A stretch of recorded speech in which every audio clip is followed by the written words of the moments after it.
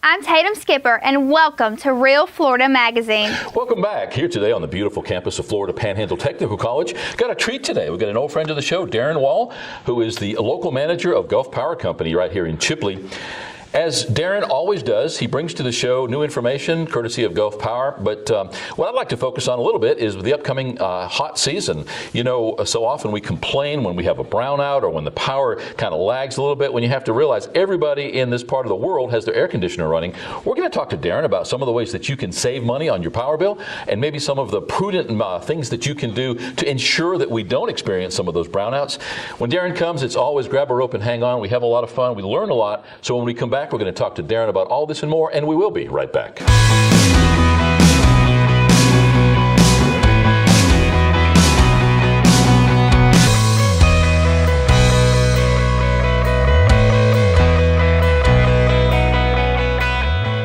Welcome back. As mentioned, our guest today is Darrin Wall. Thank you so much for taking the time. Glad to be here. You've been on the show a bunch of times. You need no introduction, but I think that it bears repeating when we talk a little bit about Gulf Power and the fact that it started right here in Chipley. Talk a little bit about Gulf Power, Darrin. You know, around here we've got 2 or 3 choices, depending on which county you're in, about for power companies. People gripe a little bit about, well, they got a monopoly of this. They got, you know what? You've got a ton of money invested in providing power, and at the end of the day, and hopefully at the end of the show, people are going to realize we've got absolutely nothing to complain about, because when we flip that switch, it does what we want it to do. But let's start at the beginning. Talk a little bit about Gulf Power Company. Well, like you said, Gulf Power started here in Chipley, and I enjoy that part of it and being here locally. We started 90 years ago, and it's great to look out at the corner of Highway 77 and Highway 90 to see that old white building, the old ice house. Some of the structure's missing, but that's where we got our start. We're not far down the road, just about a quarter mile, and so we're near home. But it's a great heritage, a proud heritage. We've had a lot of great people before us. And knowing our history and where we are today, it's an incredible journey. We've had great men and women who have gotten us to this point. But some things stay the same, and that summer comes, winter comes, spring and fall, and we do our best to provide the lowest cost, most reliable energy, but at the same time provide an education, and because we've done a lot of homework and research into how to make homes more energy efficient, businesses more efficient, how to conserve energy.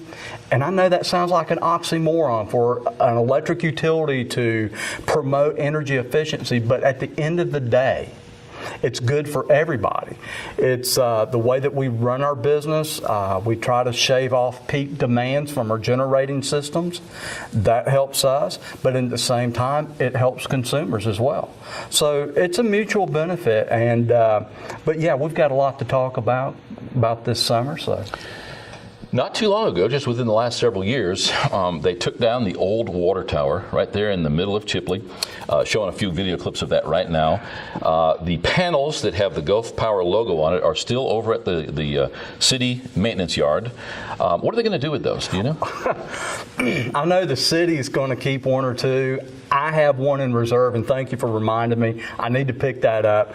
I do have a vision for displaying that. Museum kind of a thing? Yes, at our office. So there's some ideas in the works, but we need to go ahead and play that out. But, you know, and that's the thing. When you look back at the history of when that tower was installed, what it was used for, there's that connection. And there's a reason why Gulf Power invested the money to have our logo put up there. And you know, and it's wonderful to see that, because this is home for us, and it was great to see that logo, and I'm glad that the city was gracious enough to retain I want to say it's about a 4-foot by 4-foot piece of water tower with some of the writing on it and all that. So anyway, we'll hope to get that displayed sometime soon. Yeah, it would make a great museum piece. we're slowly losing some of our heritage. When I say losing, we're preserving it, and if you put that into a museum environment, it's still going to be there.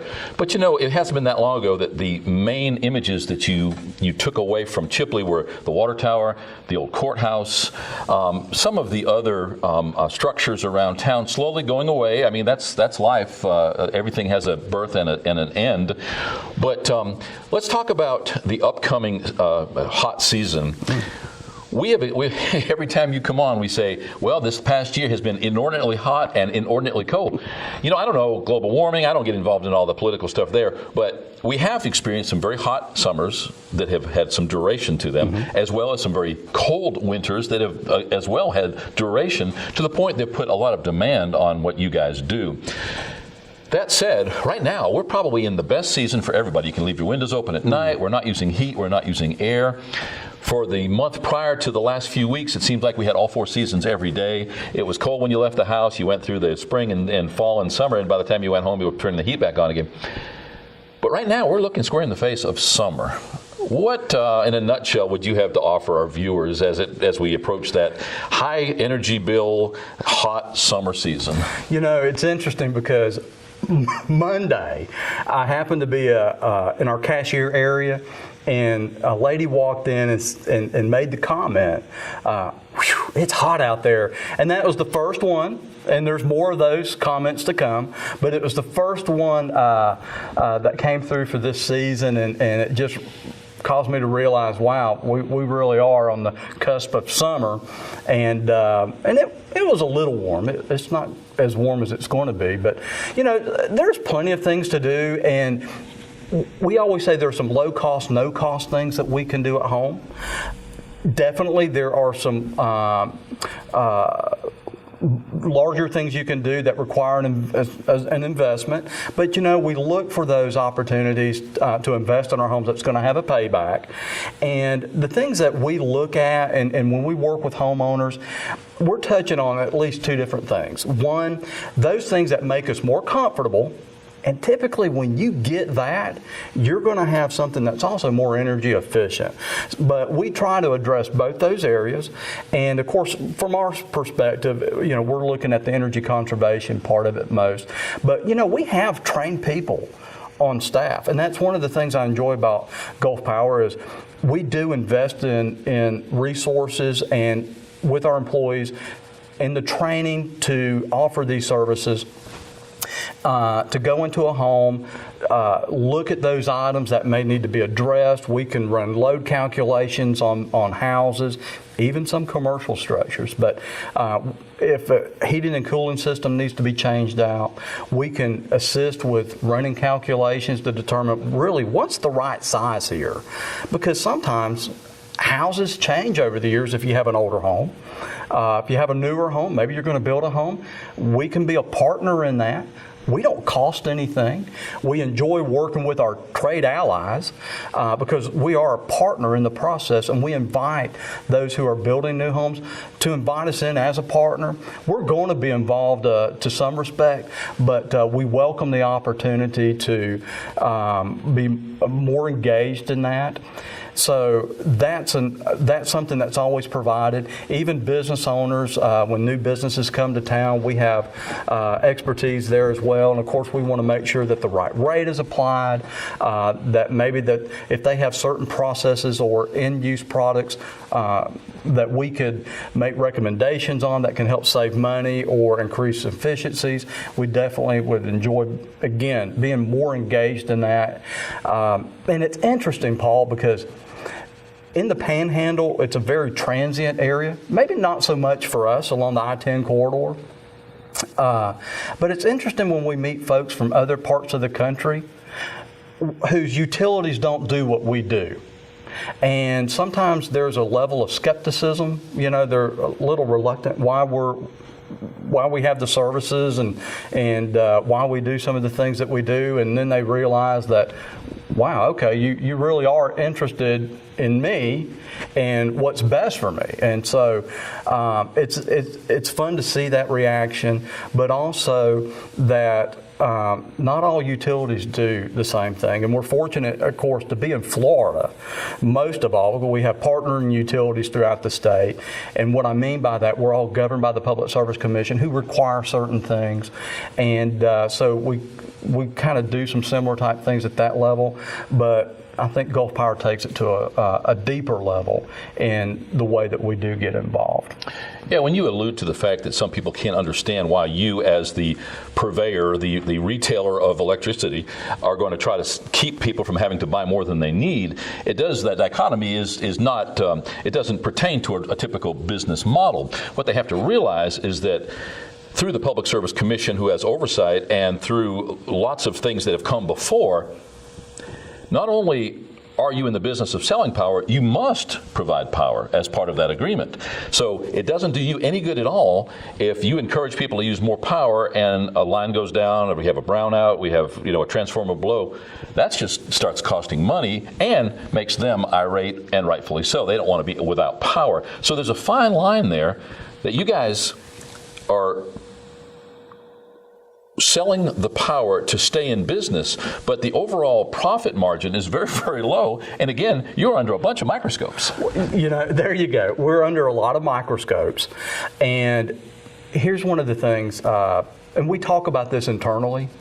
And in fact, when our current president, Stan Connolly, came on board, man, a lot of great ideas, and one of the things he really talked about, and we actually still get involved in parts of what he calls the cycle of life, or the circle of life, and there's a reason for everything, and there's components to that cycle of life, with our community, our customers, our employees, and our business, and we try to touch on each of those, but each of those areas respond or react and influence the other areas. So, for example, yes, the Public Service Commission has oversight, and as part of that, it behooves us to make sure that and I tell you, we strive for the highest customer satisfaction levels as we possibly can.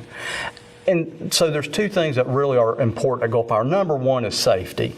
So if we can't do something safe, I'll say we don't do it. We don't do it until we can back up, take another look at it, and determine how to do it safely. But that's number one. Number two is customer satisfaction. And here's why that's important. Because when there are issues that come up either in the community, maybe something that a program, we're going to the Public Service Commission to seek approval. Listen, when you go to the Public Service Commission, whether it's talking about rates or programs, it's almost like a court case for, if you can just imagine going to court, that's what that's like. And what I mean by that, there's a lot of testimony, there's a lot of evidence, there's a lot of calculations. Everything is scrutinized. So before we ever go, we want to make sure that we're good stewards of the resources we have, because if the PSC looks and sees that, hey, your customers really aren't very happy here, more than likely they're not really going to work with us or approve maybe some of the things that we're seeking. And so we strive to keep rates as low as possible. Like a lot of industries across the country, we have regulatory pressures, but with all of those things that put the pressure on us, we strive to make the decisions as if we're sitting at that dining room table paying the bills, trying to keep the rates as low as we possibly can. Because honestly, we don't like raising rates, because like you alluded to, I don't like paying higher rates. Believe me, I just don't. And so we try to keep that low. We try to keep the reliability high. And to touch on that for a moment, there's a couple of things that we have done to improve reliability over the years. And one of the things, and it really goes back maybe 2 or 3 decades, but definitely over the last 20 years, we have installed different types of material, equipment on our distribution lines, transmission lines, to help provide signals, reports, give us quicker access to respond to outages. All those things, even the smart meters that are on homes today, can communicate with us instantly when there's an outage. But there's certain things that we've also installed on our facilities, or the poles, if you will, or wires, that when a storm comes through, I'm telling you, 20 years ago, we would have had all the crews out restoring power, and lights would have been out and all over town. And today, there may not even be an outage when that same storm comes through. So we've done a lot of things to improve the reliability there. Something we made a huge investment last year, and it's covered, it's overlapped a couple of years, but we completed last year just a huge renovation of our backbone, the transmission system, substations, and that's been a huge improvement. And so look at the numbers today when storms occur, to see how we've done year to date. Man, to reflect back what we've done 10 years ago, 20 years ago, 30 years ago, it's incredible. So those two things are very important to us. So believe me, we want to keep the lights on. We want to keep the prices as low as possible. Again, cycle of life. You keep rates down, reliability high. Well, as we work with community partners, economic development organizations, chambers of commerce, trade ally associations such as the Manufacturers Council, when we seek economic development opportunity, man, what a great tool in our tool bag for our partners to go to a prospect and say, hey, not only do we have X, Y, and Z at our location, but when you talk about energy, here are our numbers, and we provide that. So, we're an intricate partner in that. So we enjoy investing in our communities because it's better off when you have a healthy community. It helps us to be more healthy, but that's why we invest so much into local businesses, local economic development efforts, local civic organizations, local charities. Our employees are heavily involved in their communities where they live. So again, it's a cycle of life, but we think at the same time, a rising tide raises all boats. Yeah, well, you guys are actually physically a part of that economic engine. Not only do you provide jobs and those biweekly paychecks, but as you point out, you embrace all of the local causes, businesses, fundraisers. From a public relations view alone, you guys are always there, and you have a fine eye on that good PR, because if you maintain good PR, you never have to worry about dealing with bad stuff. If you're always looking up, if you're always aiming high and taking that high road, you don't have to worry about something blindsiding you. Not to say that something can't happen from time to time.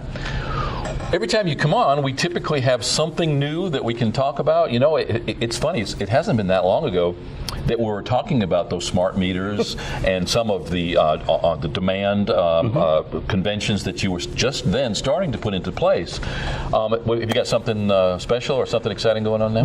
Last Thursday at the Chamber Breakfast here in Washington County, Lonnie Nowak, who works for us at Gulf Power, she is, I'm not sure if I get her title right, but she's manager of our renewables portfolio and programs. And I'll just start out saying, go to gulfpowersolar.com, gulfpowersolar.com. Wealth of information there. But she gave a wonderful presentation on how Gulf Power in recent years has partnered with some of our military facilities for wind and solar projects. And I won't try to throw out the numbers because I know I won't get those right. But they're large facilities because the military, like a lot of governmental agencies, have requirements to have their energy, a certain percentage of their energy, come from renewable products. Well, Gulf Power Solar, or what we call Gulf Solar, is a community solar program, because if we think about it, and people have different reasons actually for wanting to go renewable. Yes, some folks want to provide a better environment. That's motivation. Other motivation may be, hey, it's a new high-tech industry or area, and it's just something that's fascinating to learn. But everyone has a different reason for wanting to embrace a renewable portfolio. And so they may not be able to participate because maybe they're renting their home and the landlord doesn't want solar panels on the roof, or maybe the roof structure is not designed for a solar application, or you're not in an area to take advantage of wind, or various reasons. Maybe it's financial resources to invest in what it takes to provide that there at your home. So what we have come up with is a program where you can, it's kind of like a subscription. So for like $99 a year, you'll get a credit back each month on your power bill, and it's about $2.50 in that ballpark. And what that credit is, it's the amount of energy that that you helped us offset with solar, and that's the fuel cost that's been averted.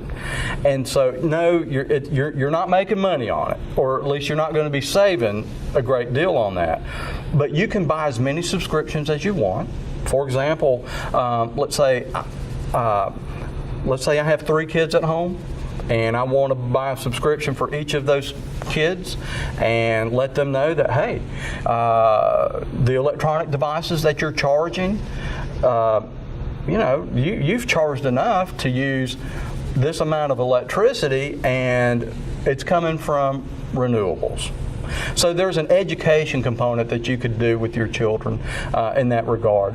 But what we will do, and we're in the introductory phases now, and once we reach a level of subscribers, we'll then build and construct a solar, basically, I guess if you want to say a solar array, but we will provide a community solar project, and so we'll install that, and then as more and more people subscribe, then we will begin placing those solar fields in as close to the users as possible, but we will then put more and more out there. So now we're taking on the investment, we're providing the maintenance, and you don't have to worry about that.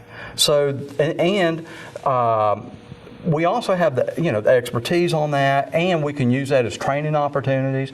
We have a program called Solar for Schools, which here at the Florida Panhandle Technical College, we have partnered with the school with the solar program. So there's panels here, and so students are learning more about solar through that, and so it's a great win-win. It allows us as a utility to invest in renewable portfolios, and we have other projects as well, but.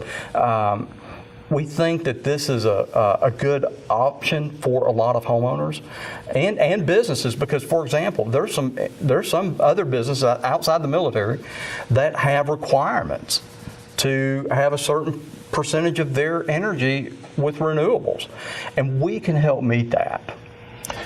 And I'm glad that you point out that there is that solar array here on the campus. There have been several students, and part of our job here is to promote the school, obviously, and we talk to a lot of the instructors and a lot of the successful students who then go on to get jobs, which is another whole show and another story. But many of the electrical program students who have attended Curtis Green's class have done so because they were fascinated by that solar array that is located here on the east side of campus. So if nothing else, that sexy or that high-tech eye candy kind of thing, it gets them in the door, and then they realize, wow, an electrician's not that guy that necessarily puts the receptacle in the wall. He's now running computer controls, and it's as high-tech as anything else in the world right now. So gulfsolar.com, yes, they can go to. What amazes me, we talked about, you alluded a few minutes ago about the fact that some storms would have caused impact, where now with the upgrades they don't. But every once in a while, we do have that situation where a car plows into a pole and takes down a line. I mean, it happens. What amazes me, and you kind of turned me on to this years ago, you can go to gulfpower.com and look at the outage, and it'll tell me exactly where the outage is, how long to expect in minutes. There was one not too long ago, it said 16 minutes, and I think 15 and a half minutes my power came back on. Pretty amazing, the level of sophistication, and again, the good public relations and that customer service that builds into that whole equation. You know, and I'm glad you mentioned that and it's our Gulf app. And I encourage, if you have a smartphone, please go look for that in the App Store and download that, because not only can you see the power outages, and it's amazingly accurate as far as restoration times. And you can drill down and get it as local as you want, or maybe your parents live in Pensacola and there's maybe a storm brewing over there. You can check on them with that and see if there's outages in that area. But you can pay your bill with it, and I mean, it's all handy, it's easy, it's right there. But I'll tell you, when over the years, I used to get a lot of phone calls at home or on my cell phone saying, "Hey, Darrin, my lights are out over here. Could you maybe find out what's going on and let me know when my power's going to be back on?" I don't get those calls anymore. And it kind of hurts my feelings a little bit, you know. Oh, I'm sure you really miss those 3 in the morning calls. But, you know, no, I don't. But, you know, you feel like, well, gee, they don't need me much anymore. But I will tell you, the upside to that is for our partners at the emergency management centers and in Holmes, Washington, and Jackson counties. You know, they're able to use that as well. And they can get probably more information quicker than I could give them in the past. I mean, it's just so quick and instantaneous, and we're proud to offer that resource. And so again, our Gulf app, it's great for your smartphone, and of course, you know, gulfsolar.com. A lot of information in both those places. Yeah, and correct me if I'm wrong, but you don't actually have to download or install the app on your phone. You can simply go to the website and click on the outage map, and which is what I do. I hate apps. I don't use my phone much for anything except phone calls. I'm kind of old-fashioned. And I sit at a desk with a computer a lot, so I don't need to take advantage of the apps for the most part. My wife, she's got every app in the world. But what's cool is you can go to gulfpower.com, and it's very self-explanatory. You can go to exactly where that outage map is, as you put in your zip code or whatever the deal is. And what amazes me is that level of sophistication, again, that level of accuracy. It's got to be huge from your point of view as a manager, as where the rubber hits the road. You've got your Gulf Power guys on one side and all of your things that you provide, and you've got the public on the other side. So again, you're that guy in that spotlight or under that microscope.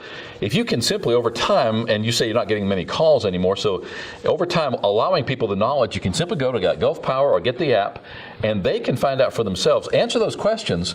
Huge public relations coup, and also just from a customer service point of view, another thing that you can point to, and certainly a feather in your cap. And thank you, because it's incredible. You know, when you walk into our office, for whatever reason, when you walk into our office, right there at the cashier area, we have a lot of material, printed material, and pamphlets and brochures. But I'll be honest, I've never really had to reorder some of that stuff, but we have these little cards that's about the size of a smartphone, and it's promoting that Gulf app.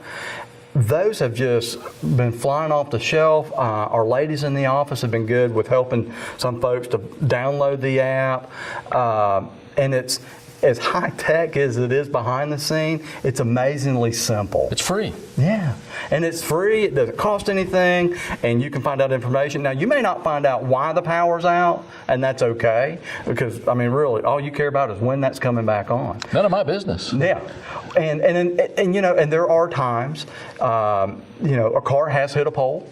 There's times a storm has come through, and a day or so later, a tree limb that had blown loose or something falls on the line. So there's different reasons why lights may be out. But you know, we talked about some of that investment we've made into our system to make it more reliable. The other side of that is the duration of the outage. We have also become much better at managing that. So as the lights stay on longer, man, our crews are phenomenal to respond to an outage, to get those lights back on much quicker than we've been able to in the past. You've got good personnel. Amazing. I would put your personnel, and I've come in contact with a lot of them, both because of some of the work we've done with you and just because I'm a member of the public. I'd put those guys on par with law enforcement, EMS, fire service. They are operating and conduct themselves with that level of professionalism that you don't ordinarily see in everyday business, not throughout that whole business, whatever that respective business happens to be. In your case, I would imagine that's part of your training and part of your expectation, but you get guys who are truly professionals. Mm-hmm. They're good at what they do, but they're professional people. They are, and you know, when those guys, there's a lot of things that they need to know, and really, even though they're in a hands-on environment, they're a true craftsman. They really are a true craftsman, and honestly, there are times if those guys can actually drive by a pole, and sometimes they're going to be able to tell who worked on it. That's how skilled they are at their jobs. But in that, it's that type of guy or lady. We have some women in our line department, but it's that type of individual that also carries themselves very well and is able to engage with our public and just with such courtesy, and I can tell you locally, man, our guys are great. Many of them are just homegrown right here. If there's a charity event in the community or somebody needs help, they respond. So it's oftentimes it's not just while they're on the job, it's after hours too. So they donate a lot of their own time for those kind of efforts. So in other words, there's a lot of personal interest that they have in taking care of our communities. Thanks for taking the time today. Hey, thank you. I've enjoyed it. You need to come more often. Okay. I think that bears looking into. Obviously, you're busy, we're busy, but our door's always open. I think that these conversations are very important to the public, first of all, from a awareness of new programs such as Gulf Solar, but we have to be reminded. I know I do. Sometimes we take for granted all that's around us, and we take for granted all that happens, but we forget about all the intricacies and all the people. And that's at the end of the day what's important, those people behind the scenes that make it happen. So thank you again for your time. Thank you. Let's plan on coming back maybe quarterly or Sure. once a month, however often that you need to.